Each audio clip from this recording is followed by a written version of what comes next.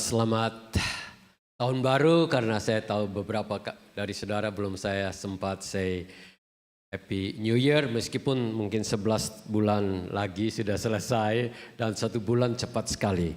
Saudara-saudara, biar kiranya di tahun 24 ini semua makin bertumbuh sehingga apa yang Tuhan rencanakan dijalankan di tahun 24 oleh saudara-saudara.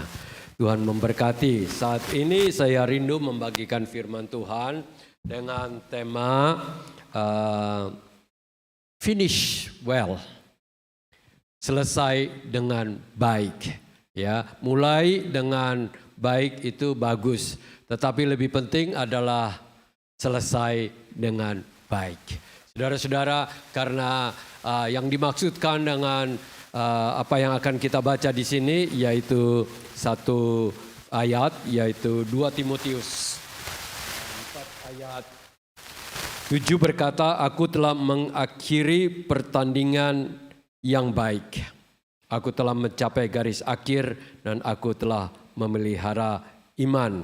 Saudara-saudara, di sini Rasul Paulus katakan pada saat ia sedang menunggu diputuskan apakah dihukum mati atau dilepas dari Kaisar Rome, ya, tetapi akhirnya juga dia mati, saudara-saudara. Tetapi dia katakan bahwa dia mengakhiri pertandingan iman dengan baik. Mengakhiri pertandingan dengan baik dan dia memelihara iman sampai akhir. Ya, bukan itu saja, mungkin kalau dia ingin masukkan bahwa dia menjalankan visi Tuhan dengan baik, dia menjalankan kebenaran Tuhan dalam hidupnya dengan baik, ia menjalankan hati Tuhan, yaitu misi Tuhan untuk banyak orang sampai selesai. Dan saya tentu berharap agar setiap kita, bukan saja saya, bukan saja Rasul Paulus, bukan saja hamba-hamba Tuhan, tapi setiap individu, kita semua dapat menjalankan kehendak Tuhan sampai akhir hidup kita. Semua rindu, amin. Karena apa? Putus di jalan itu sangat buruk sekali. Ya, karena kami punya pengalaman orang-orang yang bertumbuh dengan kami dari tahun 70-an, 80-an, 90-an, ya, banyak yang kalau menurut saya bilang jadi memble di tengah jalan, ya, jadi kerupuk di tengah jalan. Jadi dulu bagus garing gitu, jadi nggak bagus, ya. Banyak sekali itu, dan saya berharap tidak ada satu dari kita di sini yang selesai hidupnya dengan hal yang memalukan atau hal yang tidak baik, hal yang melawan Tuhan, hal yang menyakiti hati Tuhan. Tetapi kita semua selesaikan hidup kita di muka bumi ini dengan memenuhi rencana Tuhan, panggilan Tuhan, kebenaran Tuhan, hati Tuhan itu di dalam hidup kita. Di sini semua setuju, kita rindu untuk itu, amin. Nah, saya akan bagikan ada 3 contoh, 3 orang yang dipakai Tuhan luar biasa, ya, di dalam Alkitab, ya. Ada 3 pribadi. Yang pertama tuh huruf S, ya. Yang kedua juga huruf S, ketiga juga huruf S. Ya, ingat aja ini, ingat ya, huruf S. Yang pertama tuh Simpson. Kita baca di Hakim-Hakim 16, Saudara. Kita baca. Nah, Hakim-Hakim 16 sudah dapat?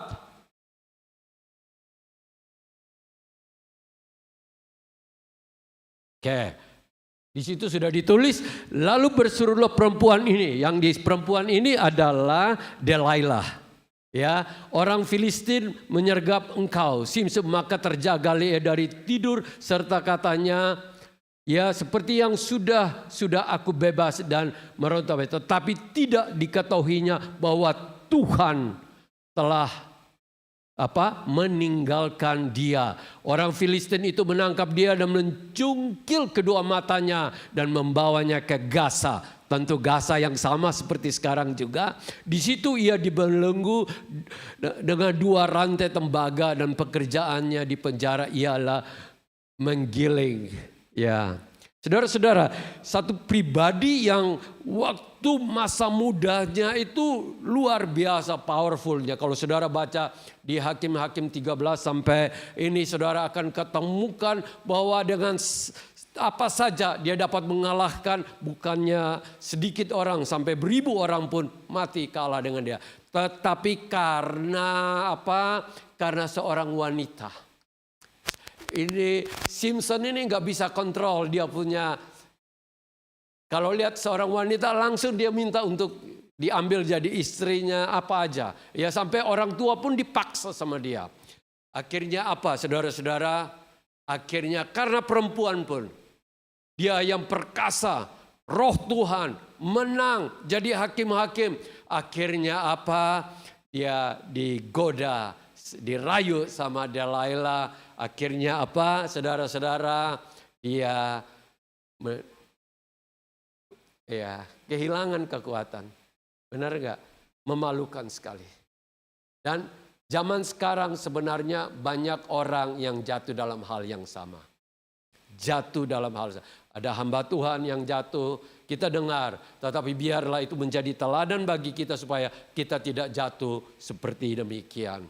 Ya, ini hamba-hamba Tuhan yang muda-muda, yang perkasa saat ini harus hati-hati. Kenapa? Karena kedagingan itu sangat kuat. Kedagingan itu akan menjatuhkan kita. Oleh karena itu rahasianya adalah untuk kuat, yaitu pegang. Ya, Galatia 5 ayat 16 katakan, hiduplah oleh roh, maka kamu tidak akan tunduk kepada ditarik oleh kedagingan itu. Ya, ini sekarang ini. Jadi di sini para pria-pria yang kayak Samson di sini harus katakan, saya akan jaga pernikahan saya, keluarga saya sampai selamanya. Karena kebanyakan orang kalau sudah masalah dalam hal itu, biasanya masalahnya banyak, biasanya hancur, biasanya bermusuhan, biasanya sudah nggak mau melayani, biasanya merugikan sehingga rencana Tuhan tidak digenapi. Ya, ini harus dijaga. Dan yang kedua, kita baca di sini orang yang bernama Saul. S kedua sudah tahu, Saul. Saul bukan Saulus yang ini jadi Paulus, tapi Saul, Raja Saul. Firman Tuhan katakan dia pernah dipenuhi oleh Roh Kudus, pernah punya roh nubuat, juga gagah, tinggi sehingga dia punya tinggi itu rata-rata orang Israelnya gini, dia hanya sampai bahu dia, ganteng ya. Tetapi saudara lihat di sini apa? Dia karena iri hati sama Raja Daud, dia tidak bisa mengampuni, dia tidak bisa mengkontrol emosinya, dia tidak mengkontrol keinginannya untuk membunuh yang dia anggap itu lawan, menantunya sendiri. Akhirnya apa? Saudara-saudara, kita baca kematiannya itu sangat sedih sekali. Itu kita ketemukan di 1 Samuel 31 ayat 4 sampai 17. Saya harap ini terus mengingatkan kita ya, bahwa kita jaga sebegitu rupa sehingga tidak ada yang terjadi di dalam hidup kita. 1 Samuel 31. Ini matinya seorang raja, ayat 4 sampai 12, saudara-saudara. Lalu berkatalah Saul kepada pembawa senjata, hunuslah pedangmu dan tikapkanlah aku supaya jangan datang orang-orang yang tidak bersunat ini menikam aku dan memperlakukan aku sebagai permainan. Tetapi pembawa senjata tidak mau karena ia sangat segan. Kemudian Saul mengambil pedang itu dan menjatuhkan dirinya ke atasnya. Dia kalah perang.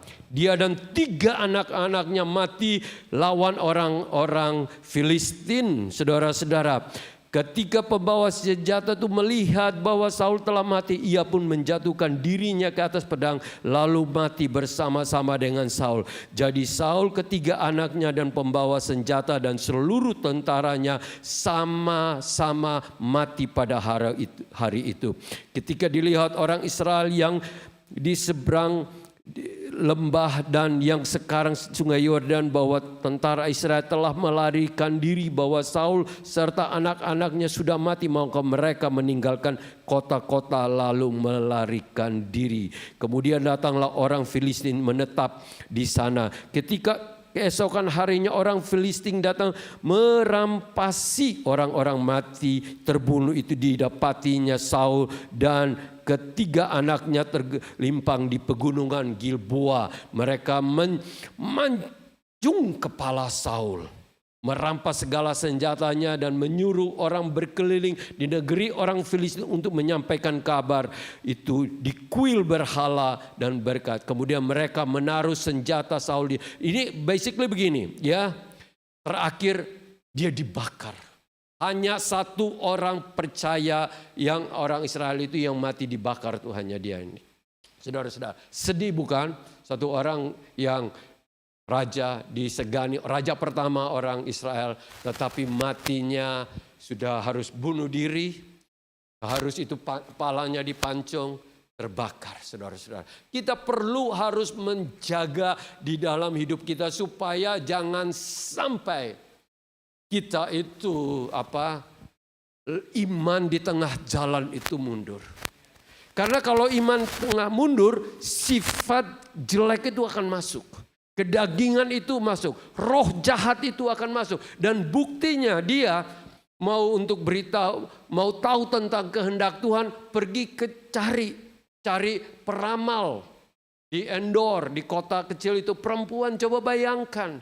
Kehilangan semua yang baik itu. Kenapa? Karena tidak menjaga kebenaran Tuhan. Tidak menjaga apa yang Tuhan mau. Dia hanya ikut emosinya. Dan firman Tuhan katakan iblis masuk sehingga merusak. Di hidup kita, kalau kita tidak menjaga diri dengan baik-baik, iblis itu kalau kita baca di 1 Petrus 5 ayat 8 katakan apa? Iblis itu mengelilingi dan mengaum-ngaum bagaikan singa untuk menerkam kita. Ingat, iblis tidak masuk dalam hidup orang percaya. Tetapi dia bisa terus mengganggu terus. Kalau lihat kesempatan lemah, maka dia akan menipu, menghancurkan. Saat ini adalah saat yang sangat genting sekali. Kalau saya lihat penipuan dari segala macam, tipu muslihat dari iblis dengan cara yang paling hari terakhir ini pakai yang namanya AI, deepfake. Saudara pernah tahu? Jadi seakan-akan begini. Ini yang terakhir ada case yang harus ya. Orang seakan-akan bicara, padahal orang lain yang bicara, tapi pakai mukanya, katakanlah saya gitu, atau pakai siapa gitu, seakan-akan saya yang bicara, padahal bukan. Hanya mungkin pakaiannya sama, tapi mukanya saya dipasang di situ, bicaranya begitu. Ini sekarang ini akan hati-hati sekali. Iblis akan pakai segala macam cara, karena itu pun sudah pakai gampang sekali sekarang. Masukin langsung bisa menipu. Oleh karena itu setiap berita apapun dia masuk di sosial media saudara, jangan percaya dulu. Jangan percaya dulu. Ya, apa saja bisa dikerjakan. Jadi harus hati-hati. Oleh karena itu hari ini ya, Raja Saul menjadi teladan yang baik bagi kita. Dalam arti bukan mengikuti dia, tetapi melihat kesalahan dia supaya kita jaga. Jangan sampai ambisi, ketakutan kita itu semua muncul sehingga yang timbul adalah iri hati. Yang adalah mau membunuh orang lain. Oleh karena itu hari ini kita jaga. Amin. Jaga. Jangan sampai apa yang Tuhan mau kehendaki terhalang. Ingat loh, jangan pikir kita mulainya dengan kasih karunia, kita bisa mengakhiri dengan kasih karunia.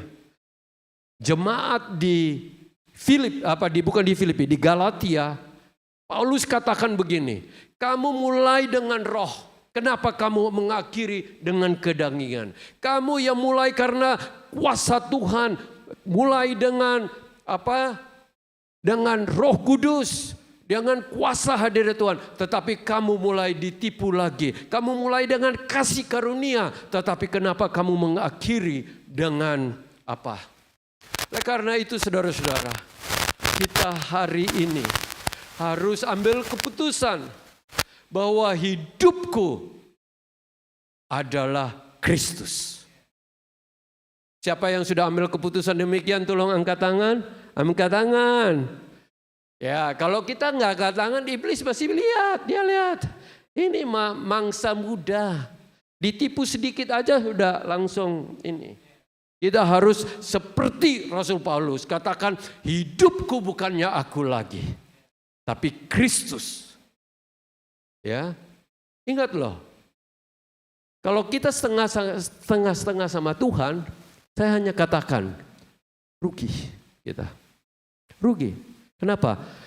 Mau ke duniawi agak hati tertuduh, mau ikut Tuhan setengah-setengah, tidak memperoleh apa yang Tuhan sudah sediakan. Yang ketiga, orang ketiga, kira-kira siapa di sini? Yang ketiga yang gagal memenuhi rencana Tuhan, Raja Salomo. Saudara tahu nggak? Di muka bumi ini mungkin satu pribadi yang boleh dibilang pernah yang paling hebat di muka bumi ini. Siapa yang bisa menulis? Ya, yang tercatat di Amsal itu sedikit aja, tetapi tercatat dia tuh menulis 3.000 Amsal. Ya, kata-kata yang bijak gitu ya, 3.000, bayangkan. Kekayaannya sekarang, ya kalau saudara bilang emas mahal 1 kilo $100.000 ya, dia punya ribuan ton, saudara bisa bayangkan. Ya, bisa saudara hitung aja. Kayanya bagaimana? Kalau berbicara ya, kalau saudara punya satu istri aja sudah pusing kepala, dia punya 1.000 saudara. Ya, sudah. Benar kan, saudara? Apa yang kalah? Luar biasa. Dari segi semua hebat. Pernah mengalami Tuhan. 2 kali Tuhan berbicara. 2 kali Tuhan memberikan berkat yang luar biasa. Bayangkan. Tetapi orang yang demikian, kita boleh baca di 1 Raja 11. Ini akhir dari hidup dia. Supaya kita ingat. Ya, kita ingat bahwa jangan sampai 1 Raja ya 11 ayat 4. Sebab pada waktu Salomo sudah tua, istri-istrinya itu menjodohkan hatinya kepada Allah lain. Sehingga ia tidak dengan sepenuh hati berpaut kepada Tuhan Allahnya. Seperti Daud ayahnya. Demikianlah Salomo mengikuti Asitoret, dewi orang Sidon, dan mengikuti Milkom. Apa yang bunyi itu? Dari luar ya? Oke. Ya, dewi orang Sidon dan mengikuti Milkom, dewa kekejian sesembahan orang Amon. Dan Salomo melakukannya apa yang jahat di mata Tuhan.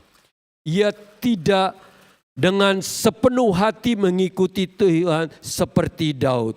Pada waktu itu Salomo mendirikan bukit pengorbanan bagi Kamos, dewa kejijikan Ya, sesembahan orang Moab di sebelah timur Yerusalem bagi Moloch, dewa kekejian sesembahan dari Amon. Demikian juga dilakukannya bagi semua istrinya orang-orang asing itu yang mempersembahkan korban ukupan dan korban sesembelihan kepada Allah mereka. Sebab itu Tuhan menunjukkan murkanya kepada Salomo, sebab hatinya telah menyimpang dari Tuhan Allah Israel yang telah 2 kali menampakkan diri kepadanya. Saudara lihat, satu pribadi yang begitu luar biasa,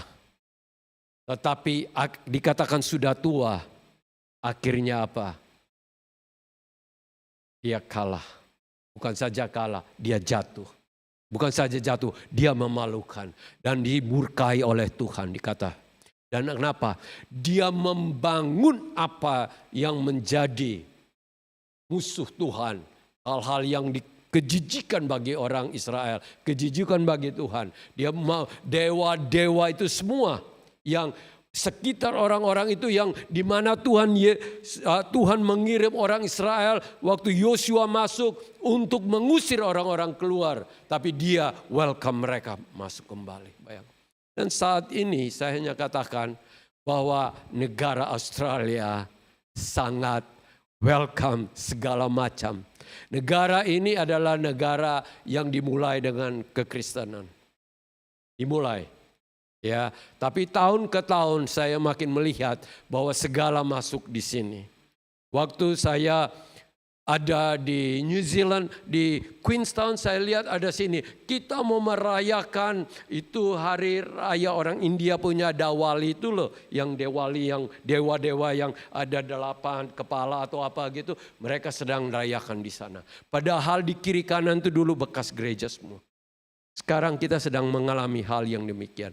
Tetapi biarlah kita belajar dari Raja Salomo, kesalahannya apa? Kesalahannya apa kira-kira? Ya, dikatakan ulang-ulang, dia tidak sepenuh hati. Dia tidak sepenuh hati mengikuti Tuhan seperti bapaknya Daud. Dia itu datang kepada Tuhan, itu ada tujuan, saudara-saudara. Ada tujuan. Tujuannya hanya mau memperoleh hikmat dari Tuhan. Tapi dia tidak pernah mengasihi Tuhan seperti ayahnya. Dia tidak pernah rela mau berkorban untuk demi nama Tuhan. Semuanya itu dibalik itu semua. Kelihatannya dia memberikan persembahan-persembahan waktu masa muda, lembu beribu-ribu, domba beribu-ribu. Sesudah saya perhatikan, itu hanya upacara supaya dia punya nama raja makin dibela oleh Tuhan. Tetapi dari deep heart, he never loved God. Sama seperti seorang, katakanlah ini, seorang suami ya, yang dia tahu bahwa istrinya ini tidak pernah mengasihi dia dengan sepenuh hati. Ada di balik itu, ada harta yang diinginkan oleh istrinya.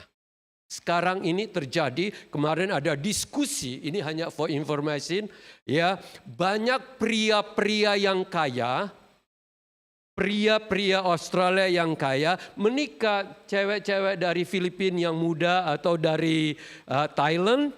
Datang ke sini, namanya bapak tua, nggak lama juga sudah ya. Dia punya harta, bisa diambil sama istri yang baru ini. Jadi ada hukum sekarang sedang mau bikin selesai. Karena banyak sekali anak-anak Australia yang orang tuanya bapaknya kaya, tapi istrinya sudah diambil ini. Untuk saja saudara pernah tuh cerita orang paling kaya di Australia namanya Ross Hancock.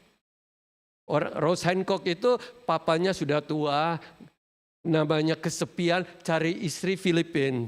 Datang jadi pembantu dulu, lama-lama, wah ini cantik juga. Akhirnya minta nikah, nikah habis tahu enggak? Ini namanya Hancock ini, dia yang punya biji besi banyak di Perth. Dia Ini aja, welcome. Bangun rumah pada tahun 88 itu adalah rumah termahal di Australia, di Perth. Ya, kalau saudara pernah tahu disebut White House di sana. Ya, tapi namanya orang sudah tua ini meninggal. Namanya meninggal, diam-diam dia dengan lawyernya mau ambil semua hartanya, mulai dari rumah, dari apa semua, untung saja ada lawyer yang mempertahankan. Akhirnya itu yang Gina Rinehart, orang yang paling kaya di Australia ini, sekarang dia yang bisa menang. Kalau enggak sudah diambil semua resiko. Dan ini sedang bahwa banyak sekali kejadian banyak orang bilang, oh kita mau menikah sama orang Australia 70 dia, kamu berapa? 30-an, nggak apa-apa asal yang penting dia kaya gitu. Kenapa? Dia tahu kan 70-an kan nggak lama lagi sudah almarhum kan. Benar kan? Jadi kalau almarhum dia dapat itu kekayaan. Coba bayangkan serendah-rendah orang Australia laki-laki kadang-kadang punya rumah. Rumah di Maruwa paling jeleknya juga ada 3 juta dolar. Benar gak? Coba bayangkan. Ya kan? Nah ini semua. Nah orang boleh saja bilang, oh saya serahkan tubuh saya untukmu. Tapi hatinya pacarnya di Filipina kita nggak tahu. Benar kan enggak? Nah ini Solomon model kayak gitu. Dia bilang dia mencintai Tuhan untuk mencari hikmat Tuhan. Tapi ujung-ujungnya ini tanda orang yang tidak mencintai Tuhan dengan segenap hati. Masa dengan istri yang begitu banyak mulai dorong dia untuk bikin patung ini, bikin sesembahan ini, dia ikut aja. Padahal orangnya berhikmat luar biasa. Saya lagi pikir mungkin dia adalah pribadi yang paling berhikmat. Ya, paling berhikmat. Tapi karena hikmatnya dia jadi kayak gitu. Mendingan saya orang gak bisa ngerti apa-apa. Tapi yang penting saya setia sama Tuhan Yesus dan saya setia dengan istri. Itu aja udah beres. Benar kan? Iya. Saudara-saudara, masa saat ini adalah masa di mana kalau orang yang setengah hati, yang membangun rumahnya di atas pasir, ya berarti yang membangun rumah di atas pasir, Tuhan Yesus bilang dengar firman, tetapi tidak melakukannya, tidak menghidupinya, tidak mentaatinya, dia itu seperti bangun rumah di atas pasir. Dan kita sekarang sudah lihat kan, kalau ada banjir, rumah yang di atas pasir langsung hanyut. Tapi kalau rumah di atas batu karang, lebih kuat bukan? Lebih kuat bukan? Oleh karena itu, saya tentu tidak ingin satu daripada saudara kita di sini yang akhir hidupnya jadi lemah iman. Karena mungkin sakit, mungkin persoalan yang dihadapi di keluarga, kecewa mungkin akhirnya mundur dari iman. Atau lihat hamba Tuhan yang dulunya hebat sekarang jatuh terus kecewa. Ada kan yang gitu kan? Waduh dulu ikut hamba Tuhan ini di mana aja mau pergi gitu. Tapi tahu-tahu bahwa itu banyak yang fake, mau kosong gitu. Akhirnya kecewa. Pada waktu kecewa mulai apa? Dia juga mundur. Jangan sampai satu dari kita yang menjadi korban. Oleh karena itu, 3 hal ini penting sekali. Kita bisa menang seperti, tidak kalah seperti Samson adalah kita harus hidup dipimpin oleh Roh Kudus, bukan kedagingan. Amin. Samson itu kedagingan itu. Padahal tenaganya hebat. Kekuatannya hebat.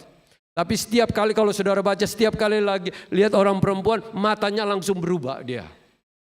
Ya, itu banyak pria di sini sebenarnya sama juga, enggak di sini sih, puji Tuhan. Ada yang di sana-sana aja. Di sana coba saudara lihat itu. Iya. Di sini saya sering kasih nasihat ke anak-anak perempuan yang masih remaja-remaja, jangan sampai jatuh oleh tipu muslihat yang kayak gitu. Kedua, ulangi lagi. Raja yang luar biasa, raja pertama, gagah, ya, dipenuhi Roh Kudus, roh nubuat ada. Tetapi, saudara, akhir hidupnya mati, keluarganya, anak-anaknya mati. kepala dipancung. Dan hanya satu pribadi yang dibakar. Ya, saudara-saudara, lihat. Sedih bukan?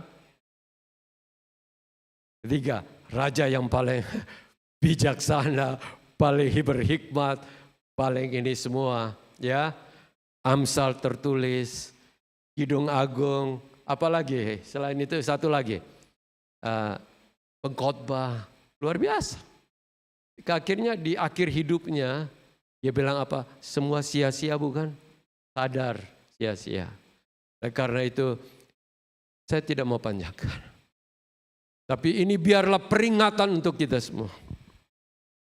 Bahwa saya mau bangun. Hidup saya di atas batu karang firman yang tidak tergoncangkan. Ingat loh, kalau kita tidak mengerti firman Tuhan, itu bukan firman Tuhan yang salah. Ingat, karena kita belum waktunya untuk ngerti. Kita perlu belajar supaya kita bisa mengerti. Karena tiap firman itu punya latar belakang, punya tujuan, sehingga kita harus mengerti. Dengan culture yang ada, ya. Tetapi semua firman Tuhan itu berguna untuk hidup kita. Membangun kita, meluruskan jalan hidup kita, dan menuntun hidup kita. Apakah cinta firman Tuhan di sini? Amin. Kok yapi aja sama Ibu Wiwi? Kalau itu Pak, saya sudah percaya dari dulu, ya. Yang lain gimana? Cinta firman Tuhan enggak? Sungguhan. Biasanya orang cinta tuh kan bangun langsung mikirkan kan. Coba, waktu dulu masih pacaran ini Bapak-bapak Ibu. Waktu bangun aja sudah pikirkan dia, benar kan? Iya, kenapa? Karena ada cinta. Kalau kita cinta firman Tuhan, waktu bangun langsung ingat Tuhan, firman-Nya, Roh Kudus yang sudah Tuhan berikan dalam hidup kita.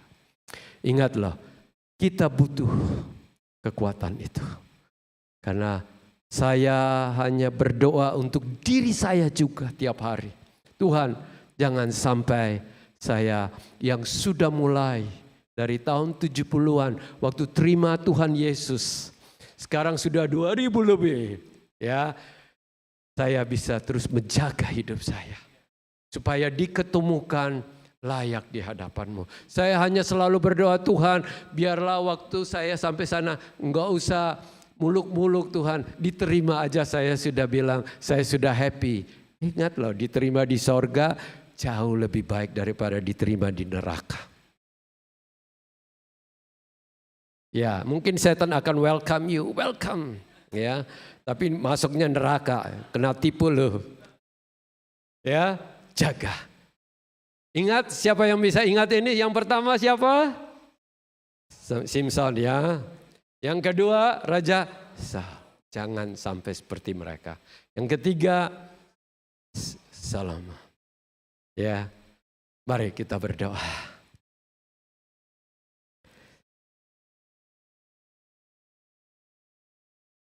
Bapa Surgawi, kami percaya bahwa kami anak-anak-Mu sudah direncanakan sebelum dunia dijadikan, agar kami ada di dalam-Mu, ada di dalam kasih karunia-Mu, ada di dalam kasih karunia Tuhan Yesus Kristus yang menyelamatkan kami.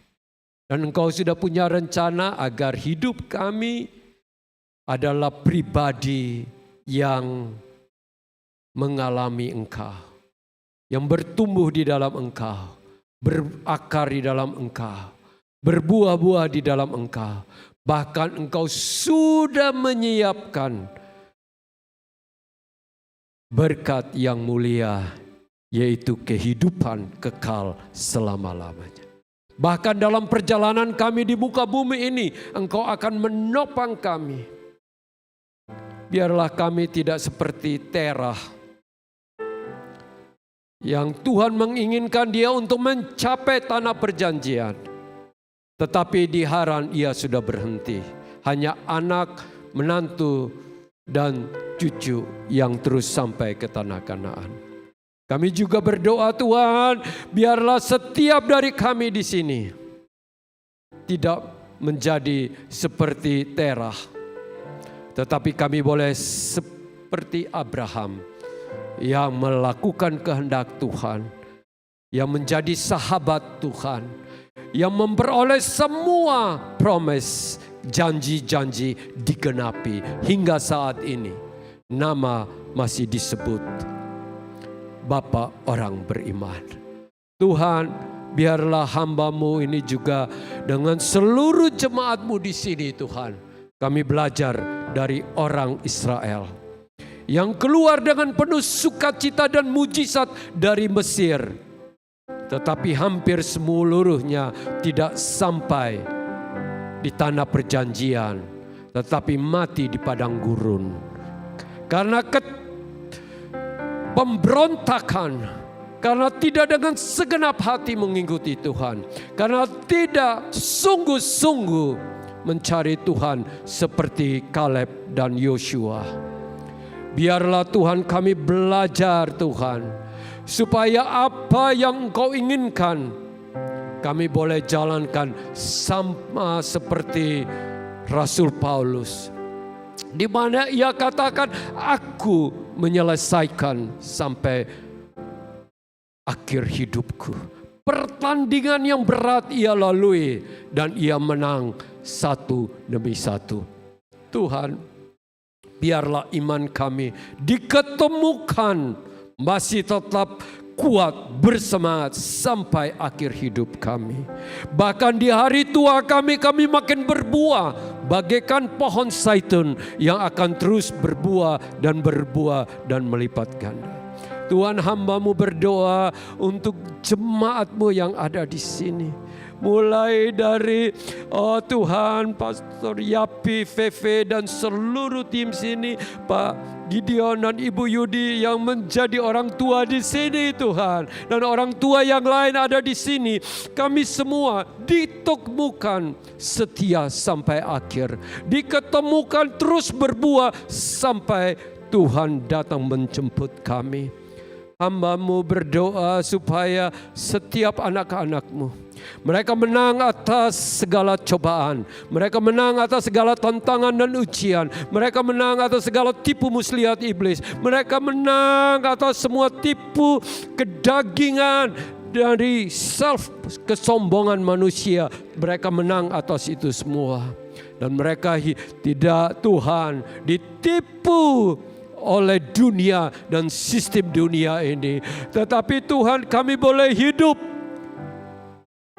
tidak serupa dengan dunia ini, tetapi kami boleh hidup serupa dengan Kristus. Hamba berdoa untuk setiap anak-anak-Mu.